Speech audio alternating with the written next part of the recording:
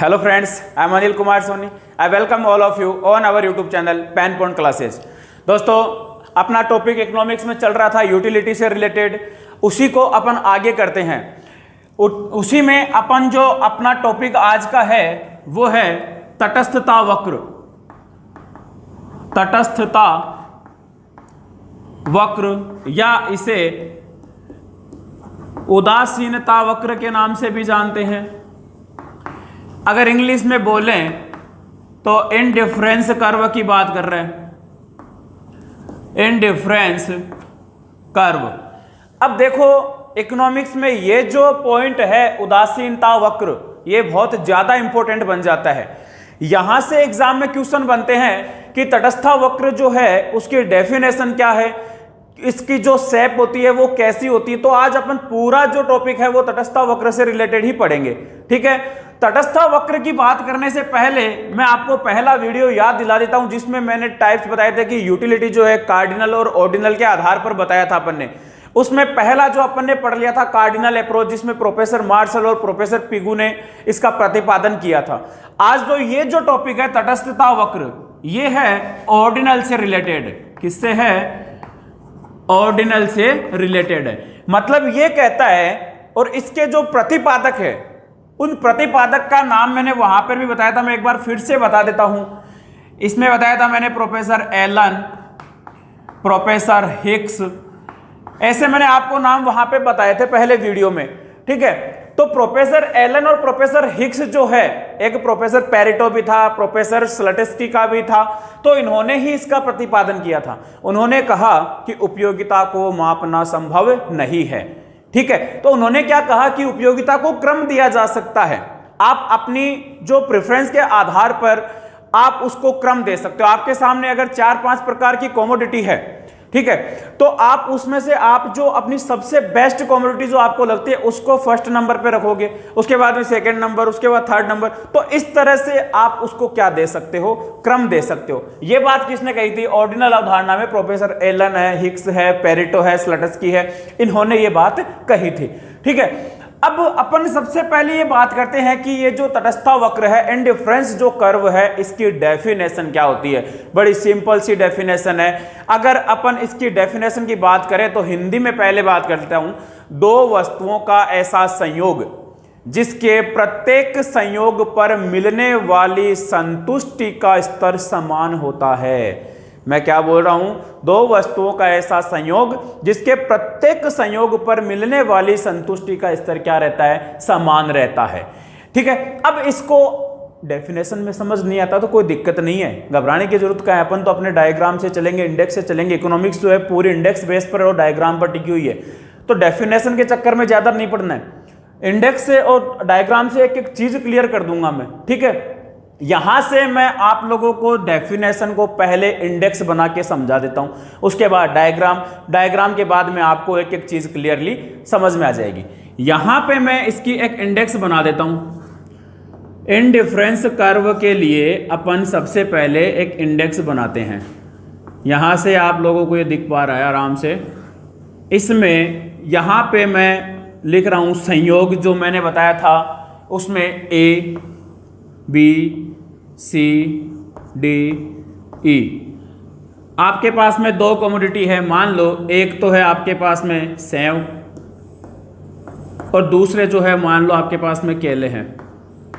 ये आपके पास में दो कमोडिटी है, दो वस्तुओं की बात कर रहा है। दो वस्तु अपन ने कर ली। सेव की क्वांटिटी 1 2 3 4 5 और यहां से इसकी कम करके आएगा 25 पे। फिर ये मान लो इसको अपन करते हैं 20, फिर 16, उसके बाद में ये 13, उसके बाद में ये 11, ठीक है। तो ये अपन ने एक इसका इंडेक्स बना लिया, ठीक है। अब यहां पे अपन नेक्स्ट कॉलम इसका बना देते हैं संतुष्टि का। संतुष्टि मान लो जैसे कैलोरी में मिलती है संतुष्टि, मान लो अपन ये बात करते हैं कि 2100 कैलोरी जो है इसको, लेकिन अपन यहां पे मान ले कि अक्स है, अपना सेटिस्फेक्शन क्या है? अक्स है। यहां पर भी अक्स है, यहां पर भी अक्स है, यहां पर भी अक्स है और यहां पर भी क्या है? अक्स है, ठीक है। ये कॉम्बिनेशन हो गया यहां पे, जिसको संयोग बोलते हैं। अब दो वस्तुओं के संयोग पर देखो, दो वस्तु, पहली क्या है सेव और दूसरा क्या है अपने पास में केला। अगर पहले संयोग पर आप एक सेव का कंजप्शन कर रहे हो और 25 केलों का कंजप्शन कर रहे हो तो आपको मिलने वाली जो सेटिस्फेक्शन है वो क्या है, अक्स है। ठीक है, आपने फिर दूसरा ऑप्शन सेलेक्ट किया, आपको सोचा कि यार केले जो है आपको ज्यादा सही नहीं लग रहे, प्रेफरेंस आप क्या सेव को ज्यादा देना चाह रहे हो, जो नंबर देना चाह रहे हो फर्स्ट नंबर आप सेव को ज्यादा दे रहे हो, तो आपको क्या करना पड़ेगा, इकोनॉमिक्स में आपके पास में जो लिमिटेड रिसोर्सेज है उसको ध्यान में रखना पड़ेगा। लिमिटेड रिसोर्सेज में क्या करोगे, आप इन केलों की कुछ क्वांटिटी को क्या करना पड़ेगा, सेक्रीफाइस करना पड़ेगा। क्यों, तभी तो आप एप्पल की एक्स्ट्रा यूनिट को कंजप्ट कर पाओगे। समझ में आ रही है बात। तो इसने 1 से 2 पे कंजप्शन जैसे ही किया तो यहां से इसकी कुछ क्वांटिटी को क्या करना पड़ा, रिड्यूस करना पड़ा। फिर उसे लगा कि नहीं यार केलों में तो मजा नहीं, सेव में ज्यादा मजा आ रहा है, सेव की क्वांटिटी ज्यादा कंजप्शन करेंगे। तो सेव की तीसरी यूनिट कंजप्ट करने के लिए उसे फिर से केलों की कुछ ना कुछ क्वांटिटी तो रिड्यूस करनी पड़ेगी, तभी तो इसको जो मिलने वाला सेटिस्फेक्शन है वो सेम रहेगा। समझ में आ रही है ना। उसका मन किया कि यार एक सेव कर लूंगा तो मैं इतने केलों के बराबर मेरा सेटिस्फेक्शन लेवल जो है वो क्या रहेगा, सेम रहेगा। तो इसने फिर तीसरा ऑप्शन किया, उसमें भी उसका सेटिस्फेक्शन लेवल सेम रहा, अक्स के बराबर उसको मिल रहा है। फिर उसने एक सेव की एक्स्ट्रा यूनिट कंजप्ट की तो फिर से क्या करना पड़ा, इसको रिड्यूस करना पड़ा, सेक्रीफाइस करना पड़ा, फिर भी उसका जो सेटिस्फेक्शन लेवल है वो क्या है, सेम है। समझ में आ रही है। तो मैंने डेफिनेशन क्या बोली थी, दो वस्तुओं का ऐसा संयोग, पहली वस्तु दूसरी वस्तु, संयोग जिस पर प्रत्येक संयोग पर मिलने वाली संतुष्टि का स्तर समान रहेगा। कोई सा भी संयोग उठा के देख लो, संतुष्टि का जो स्तर है वो क्या है, सेम है। समझ में आ रही है ना बात। तो ये है अपनी तटस्थता वक्र या उदासीनता वक्र की डेफिनेशन। ठीक है, मतलब तटस्थ है, कोई सा भी ऑप्शन ले लो तटस्थ रहेगा, उसको सेटिस्फेक्शन जो है, मजा जो है वो बराबर ही आएगा। ठीक है, कोई से भी ऑप्शन पे लेके देख लो। ठीक है, तो ये हो गई इसकी इंडेक्स बना दी अपन ने। ठीक है, इसको अपन नाम दे देंगे इनडिफरेंस शेड्यूल। ठीक है, तटस्थता अनुसूची के नाम से इसको जाना जाता है। किस नाम से, तटस्थता अनुसूची। ठीक है, इसको इनडिफरेंस शेड्यूल के नाम से जाना जाता है। डेफिनेशन क्या है यार, सीधी सी बात है, डेफिनेशन समझ में आ रही होगी आराम से।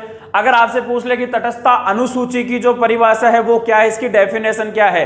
ठीक है, दो वस्तुओं के जिन संयोगों को जिस इंडेक्स में, जिस शेड्यूल में शो किया जाता है, दर्शाया जाता है, उसे अपन क्या कह देंगे, समझ में आ रही है ना, तटस्थता अनुसूची कह देंगे। कोई दिक्कत नहीं है यहां तक। अब इसका डायग्राम की बात कर लेते हैं कि इसका डायग्राम किस बेस पे बनाया जाएगा। आप देखो 12th लेवल के हिसाब से अगर पढ़ रहे हो तो आपको डायग्राम को आराम से देख के समझ के तभी आप डायग्राम बना पाओगे। एक एक पॉइंट इजीली क्लियर कर रहा हूं मैं। ठीक है, इसका डायग्राम बनाने के लिए अपन को क्या करना है, वही काम मैंने बताया था इकोनॉमिक्स में। आप कोई भी डायग्राम बना लो, ये दो काम तो आपको करने ही पड़ेंगे, ओ अक्स ओ वाई। ठीक है, समझ में आ गई आराम से। अब देखो जब दो वस्तुओं की बात आ जाती है, मैंने पहले भी बताया था कि अक्स पे क्या दिखाना है, वाई पे क्या दिखाना है, ये समस्या रहती है। ठीक है, जब दो वस्तुओं की अपने सामने अगर बात आ जाए तो आप लोगों को हमेशा अक्स एक्सिस पर उस पॉइंट को शो करना है जो बढ़ता हुआ है, जिसमें इंक्रीज हो रहा है। आप देख पा रहे होंगे कि यहाँ पे जो सेव की क्वांटिटी है वो इंक्रीज हो रही है, तो मैं यहाँ पे क्या लिख दूंगा, सेव लिख दूंगा। ठीक है, और यहाँ पर रिड्यूस होने वाली जो क्वांटिटी वो कहाँ शो कर देंगे अपन, ओ वाई पर शो कर देंगे। तो यहाँ पे क्या अपने पास में केले है। ठीक है, कोई दिक्कत थोड़ी है। अब वही अपन को क्या करना है, स्केल लेना है, पैमाना लेना है। पैमाना ले लो, सेव का कितना, 1 2 3 4 5, तो यहाँ पे आराम से लिख देंगे 1 2 3 4 और 5। कोई दिक्कत नहीं है ना। अब उसके बाद में केले का है तो अपन को देख लो मिनिमम कितना है, मैक्सिमम कितना है, उस हिसाब से अपन को एक पैमाना लेना है, एक स्केल रखना है इसका। तो आराम से अपन रख सकते हैं। मान लो इसका 4 का ले लेते हैं, 4 हो गया, 8 हो गया, 12 हो गया, ये 16, ये 20 और फिर ये 24 और ये 28। ठीक है, तो इस तरह से अपन ने ये इसका पैमाना ले लिया। वही काम करना है अपन को, डॉट के आधार पर अपन को डायग्राम बनाना है। डॉट, एक सेव का कंजप्शन करते हैं तो केले कितने हैं साथ में, 25 है। ठीक है, ये एक सेव और ये यहाँ पे 25 केले ये रहे, तो सेव और केले के सामने अपन ने क्या लगा दिया, एक डॉट लगा दिया। ठीक है, कोई दिक्कत नहीं है। फिर 2 सेव है, 20 केले हैं, 2 के सामने ये 2 और ये 20, यहाँ पे डॉट लगा दो, लगा दिया। 3 पर कितना है, 3 16, 3 और ये 16 के सामने यहाँ पे लगा दिया अपन ने। फिर 4 पे कितना है, 13 है, 4 पे 13, तो ये 12 के थोड़ा सा ऊपर आ जाएगा। ठीक है, आप देख लेना यहाँ पे थोड़ा सा बोर्ड में आपके पास में तो कॉपी पेन है, स्केल से आप पॉइंट वगैरह आराम से लगा सकते हो। ठीक है, अब है 5 पर कितना है, 5 पर है 11, तो ये 11 इसके नीचे थोड़ा सा आ जाएगा और ये यहाँ से अपन लगा देते हैं। अब जैसे जैसे ये आया है पॉइंट, अपन को फ्री हैंड से मिलाना है। ठीक है, याद रखना है इकोनॉमिक्स में डायग्राम फ्री हैंड से बनते हैं भाई सारे। ये फ्री हैंड से डायग्राम अपन ने यहाँ पे शो कर दिया। अब ये डायग्राम बताया था खत्म होता है तो उसका नाम लिखा जाता है, पहले ही बताया था। किसका डायग्राम है ये, इंडिफरेंस कर्व का। इसको शॉर्ट में अपन बोल देंगे IC। क्या बोल देंगे, IC, इंडिफरेंस कर्व। डायग्राम को सुंदरता देने के लिए बताया था क्या करना है, सर्किल में डालना है। ये लो, बहुत ही सुंदर लगेगा भाई। ये A कॉम्बिनेशन, ये B कॉम्बिनेशन, C D और E कॉम्बिनेशन। ये अपना जो है वो किसका डायग्राम हो गया, इंडिफरेंस कर्व का, तटस्थता वक्र का डायग्राम बनकर तैयार हो गया। ये जो रेखा है, तटस्थता रेखा, तटस्थता वक्र, ये एक उपभोक्ता के सेटिस्फेक्शन लेवल को बता रहा है कि अगर आप अपनी एक कमोडिटी को रिड्यूस करोगे तो आप एक्स्ट्रा जो यूनिट यहां पे कंजप्ट करना चाह रहे हो उसके लिए आपको क्या करना पड़ेगा, दूसरी जो कमोडिटी है उसकी जो क्वांटिटी है उसको क्या करना पड़ेगा, रिड्यूस करना पड़ेगा। समझ में आ रही बात। तो ये अपना जो है किसका डायग्राम हो गया, तटस्थता वक्र का। ठीक है, अब सबसे इंपॉर्टेंट बात है कि ये जो तटस्थता वक्र का डायग्राम ऐसा ही क्यों बना है, ये ऐसा क्यों नहीं बना, इसके पीछे एक रीजन है छोटी सी। यहां से एग्जाम में क्वेश्चन पुट आउट होता है कि इंडिफरेंस कर्व जो होता है वो ऊपर से नीचे की तरफ गिरता हुआ क्यों होता है, लेफ्ट साइड से राइट साइड की तरफ गिरता हुआ क्यों होता है, इसका जो स्लोप है वो नेगेटिव क्यों होता है, इसका रीजन पूछ लिया जाता है। और रीजन जो है वो है सीमांत प्रतिस्थापन दर, मार्जिनल रेट ऑफ सब्स्टिट्यूशन। ये जो है MRS, marginal rate of substitution जो है सीमांत प्रतिस्थापन की जो दर है वो गिरती हुई होने के कारण, याद रखना है, गिरती हुई होने के कारण जो है इसका स्लोप क्या है, नेगेटिव है। आपने यहां पे देखा होगा सीमांत प्रतिस्थापन की, मैं यहां पे MRS निकाल के दिखा देता हूं आपको। यहां से 25 से 20 पर रिड्यूस है, कितना का है ये, 5 का रिड्यूस हुआ है। फिर कितने का आ रहा है, 4 का आ रहा है। उसके बाद में 3 का आया, उसके बाद में 2 का आया।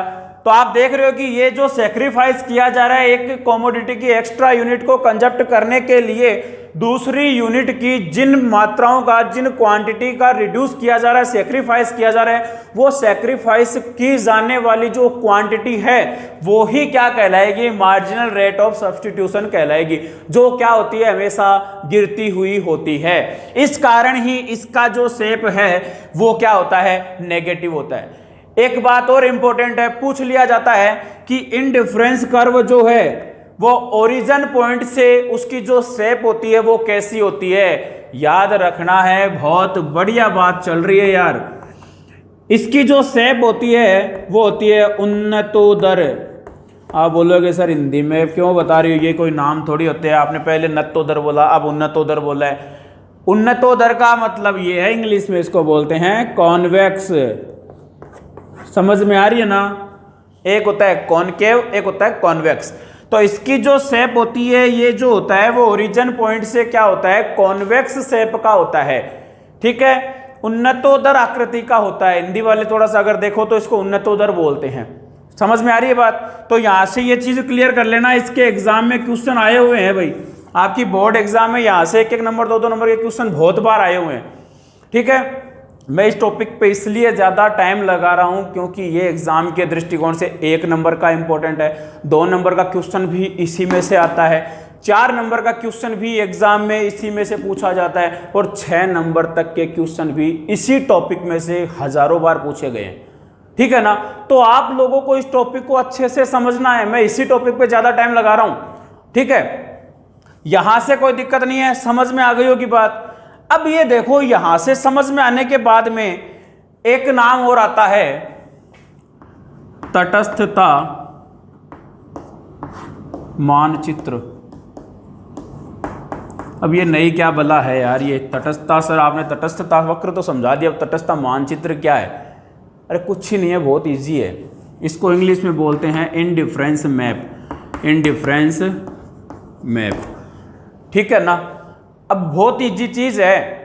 क्या होता है, मानचित्र का मतलब होता है कि जिस किसी डायग्राम में, जिस किसी चित्र में 2 या 2 से ज्यादा आईसी वक्र अगर एक साथ शो कर दिया जाता है, कलेक्शन ऑफ आईसी कर्व जो है इट कॉल्ड इंडिफरेंस मैप। नहीं समझ में आया तो आप डायग्राम से समझ ले। आप इकोनॉमिक्स में डायग्राम से ही सारा चीज समझेंगा, रटका किताब दिन काम में कर लेगा। और नई जो शिक्षा नीति अपनी आई है 2020 की, उसने भी साफ साफ कहा है कि रटने का सिस्टम छोड़ दो, समझने पे ज़्यादा फोकस करो। तो अपन तो पहले से लगे हुए हैं समझने में, नई शिक्षा नीति तो बाद में आई है। समझ रहे हो बात को? तो अपन को रटना नहीं है, डायग्राम ऐसी चीज़ है जो आपके माइंड में लाइफ टाइम के लिए कैप्चर रहेगा। ठीक है, तो समझ लो इसका डायग्राम सिंपल सा ही है, कोई समस्या नहीं है, ज़्यादा पीड़ा वाला काम ही नहीं है। देखो क्या है ये, IC1, IC2, IC3, ये केले जो बीच में आ रहे इसको हटा देते हैं अपन, यहाँ लिख देते हैं IC4। ये क्या बना दिया मैंने, तटस्थता मानचित्र। सरल ही है ना, समझ में आ रहा है? तो इसमें कोई ज़्यादा लंबा चौड़ा काम नहीं है। तटस्थता मानचित्र की डेफिनेशन जो है, 2 या 2 से अधिक तटस्थता वक्रों का जो समूह होता है उसे ही अपन क्या कह देते हैं, तटस्थता मानचित्र कहते हैं। ठीक है, कोई दिक्कत नहीं है। अब आपको मैंने यहां से बताया था कि आईसी कर्व जो है किसको बताता है, सेटिस्फेक्शन लेवल को बताता है। ये मान लो मेरा आईसी कर्व है, ये मेरी सेटिस्फेक्शन को बता रहा है। एक इंसान का एक आईसी कर्व हो गया। अब यहां पे 4 आईसी कर्व है तो 4 की बात कर लेते हैं। अब एक बात करते हैं यार, आप समझदार हो सारे, मैं अगर पूछूं कि IC1 से ज़्यादा सेटिस्फेक्शन मिल रहा है या IC2 से ज़्यादा सेटिस्फेक्शन मिल रहा है, तो आपको जवाब तो ही होगा कि सर जो ऊपर हो वो ज़्यादा संतुष्टि देसी। बिल्कुल कायदा की बात है, ऊपर वाला IC कर्व जो है वो संतुष्टि क्या देता है, ज़्यादा देता है नीचे वाले की तुलना में। समझ में आ रही ना बात? तो इससे क्या हो गया, अपनी यहाँ से जो है कैरेक्टरिस्टिक्स भी तैयार हो रही है इंडिफरेंस कर्व की। मैं लास्ट में यही समझाऊंगा आपको। ठीक है, विशेषताओं पे ज़्यादा जोड़ दूंगा। एग्जाम में 6 नंबर का क्वेश्चन सीधा सीधा आया हुआ है, तटस्थता वक्र से आप क्या समझते हैं और इसकी विशेषताओं का वर्णन करो। ठीक है, तो इसकी विशेषताएं समझा देंगे यार अपन, दिक्कत कहाँ है। अब यहां तक आप लोगों को कोई दिक्कत नहीं है ना, इंडिफरेंस मैप भी अपन ने बना लिया, समझ में आ रहा है आराम आराम से। अब अपन बात करते हैं क्या, इसकी विशेषताओं की। अब विशेषताओं की बात करने के लिए यहां पे मैं पहला पॉइंट लिखूंगा। ठीक है, किसका रे, विशेषताओं का।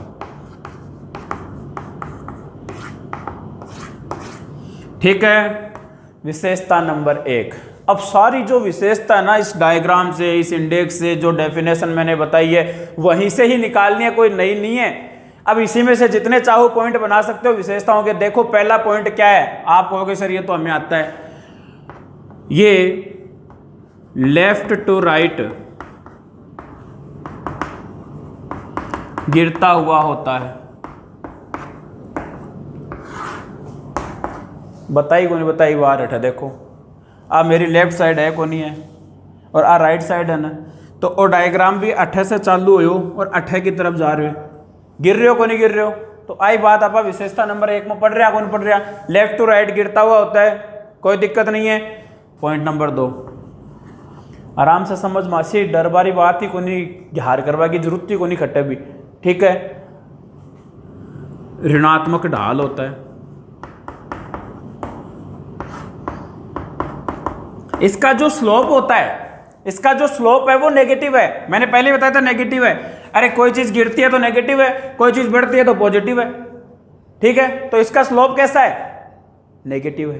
कोई दिक्कत नहीं है, मैंने पहले क्लियर कर दिया था ना। ठीक है सर, यहां तक तो अच्छे से समझ में आ गया। तीसरा पॉइंट और समझा दो। तीसरा पॉइंट ये कहना चाह रहा है कि इसका जो ओरिजिन पॉइंट है, ये ओरिजिन पॉइंट से किस शेप का होता है, ये भी मैंने बताया था। देखो यहाँ पे सब लिखा हुआ है, किस प्रकार का होता है, कॉन्वेक्स, उन्नतोदर होता है। तो ये क्या है, कॉन्वेक्स टू द ओरिजिन। मतलब क्या है कि मूल बिंदु से उन्नतोदर आकृति का होता है। मूल बिंदु से क्या होता है? उन्नतोदर आकृति का होता है। क्लियर है? क्यों होता है? रीजन बताया था, नहीं बताया था रे? बताया था ना। किसके कारण होता है? सीमांत प्रतिस्थापन की दर गिरती हुई होने के कारण ये क्या होता है? मूल बिंदु से उन्नतोदर होता है। ठीक है, ठीक है। Point number 4। अब ये क्या है? बहुत ही बढ़िया, लेकिन मैंने पहले ही बता दिया। इसमें देखो, यहां से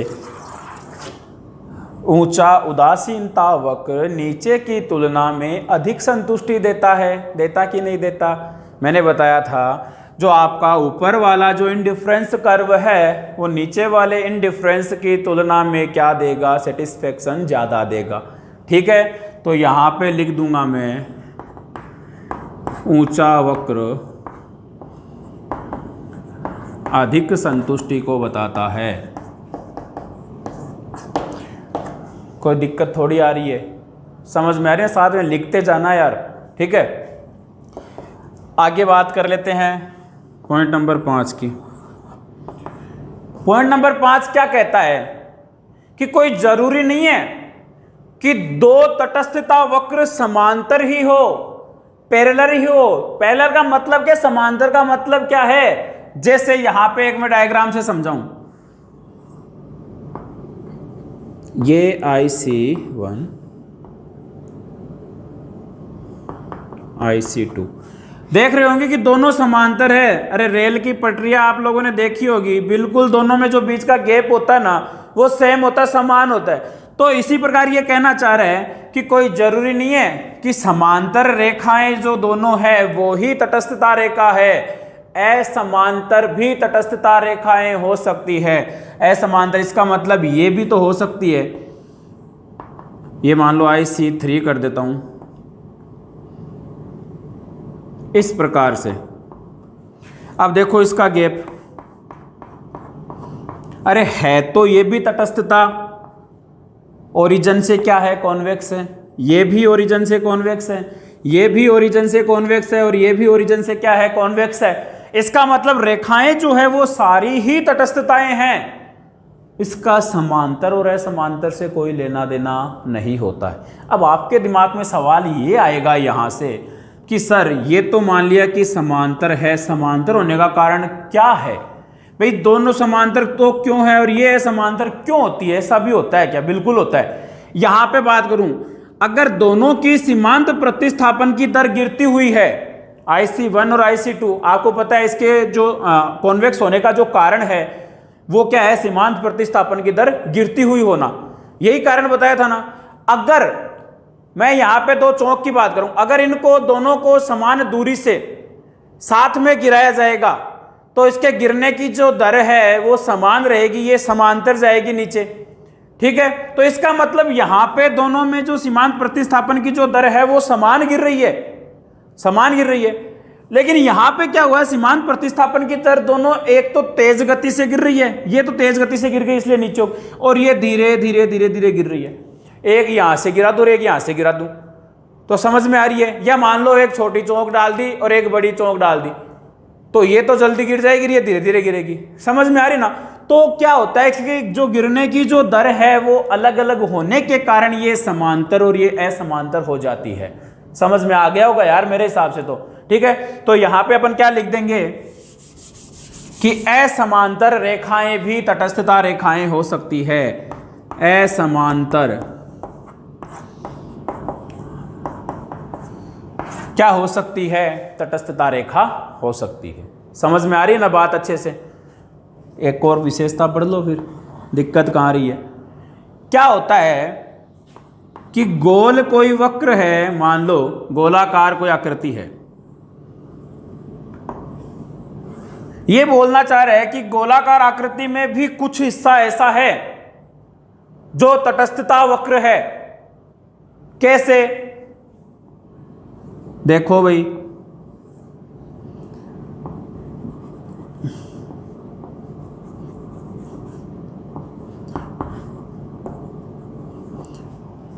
दिख रहा होगा आपको आराम से, ये जो हिस्सा है, ये हिस्सा क्या है? ओरिजिन से कॉन्वेक्स है।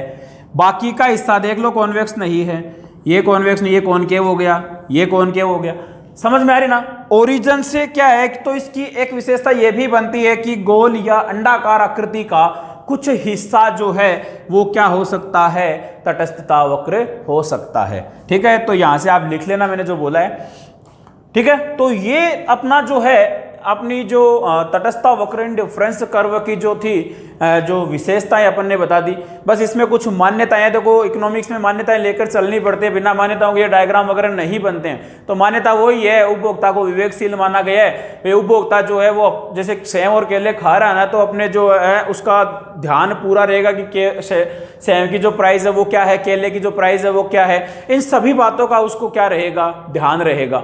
एक बात ये मान के चलती है कि सीमांत प्रतिस्थापन की जो दर होती है वो गिरती हुई होती है, तो ये मान्यताएं लेकर चलता है। ठीक है, तो इकोनॉमिक्स में हर टॉपिक में मान्यताएं चलती है, तो मान्यताओं के आधार पर ये सारे डायग्राम वगैरह बनते हैं। ठीक है, तो ये था अपना तटस्थता वक्र से रिलेटेड सारा सिस्टम। मेरे हिसाब से आप लोगों को ये सारा समझ में आ गया होगा। ठीक है, अब यहां से अगर एक छोटी सी बात और करें तो कहते हैं कि एक विशेषता और याद आई है मेरे को, अभी मैं यहां से आप लोगों को बताता हूं। क्या कि कई बार पूछ लेता, हालांकि इतना कोई है नहीं, लेकिन मैं फिर भी बता ही देता हूं। क्या है कि कोई टॉपिक बाकी रहना नहीं चाहिए, अगर अपन ढंग से पढ़ रहे हैं तो पूरा ही पढ़ना चाहिए। कहता है कि दो तटस्थता रेखाएं जो है वो एक दूसरे को काटती नहीं है, ये इंटरसेक्ट नहीं करती एक दूसरे को। इसके पीछे रीजन देखो क्या है। अरे दो तटस्थता रेखा है तो सीधी सी बात है, पहली बात तो एक तटस्थता रेखा पर ही जो है वो संतुष्टि का स्तर क्या रहना है? समान रहना है। अब इस रेखा का जो संतुष्टि स्तर है वो अलग रहेगा। अब यहां पर तो दोनों का मान लो ए पॉइंट है, एक यहां पे बी पॉइंट है और यहां पे सी पॉइंट है। ए और सी समान संतुष्टि दे रहे हैं और यहाँ पे ए और बी समान संतुष्टि दे रहे हैं, क्योंकि एक तटस्थता वक्र पर जो है संतुष्टि का स्तर समान रहता है। अरे आप इसको ढंग से समझो, ये एक तटस्थता वक्र है, इस पर जो संतुष्टि का स्तर है वो समान रहना है और इस पर जो संतुष्टि का स्तर है वो भी समान रहना है। लेकिन ये नहीं है कि इसका संतुष्टि का स्तर अलग है, इसका अलग है। तो ये जो दो पॉइंट है ना, ये कभी समान हो ही नहीं सकते। क्यों? क्योंकि सी से ज्यादा सेटिस्फेक्शन किसको मिल रहा है? बी को मिल रहा है। क्यों? अपना जो तटस्थता मानचित्र है, मैप जो वो ये बताता है, ऊंचा उदासीनता जो वक्र है वो अधिक संतुष्टि को बताता है। तो यहां से ये अधिक संतुष्टि को बता रहा है और अधिक होते ही तो अपनी ये तो शर्त खत्म ही हो जाती है कि संतुष्टि का स्तर क्या है? समान है। और इंडिफरेंस कर्व साफ साफ कहता है कि सेटिस्फेक्शन लेवल जो है वो सेम रहना चाहिए। ठीक है, different combination of to commodities, different combination of two commodities which provide same satisfaction level, ये अपनी जो है इंडिफरेंस कर्व की डेफिनेशन है। ठीक है, ये मैंने आपको आराम से समझा दी थी। तो ये कभी भी एक दूसरे को नहीं काटती। अगर एग्जाम में क्वेश्चन आ जाए कि क्या दो तटस्थता रेखाएं एक दूसरे को इंटरसेक्ट करती है, कट करती है, तो आपका जवाब होगा नहीं करती है। समझ में आ रही है ना? ठीक है दोस्तों, उम्मीद करता हूं कि आपको ये तटस्थता वक्र, इंडिफरेंस कर्व, उदासीनता वक्र अच्छे से समझ में आया होगा।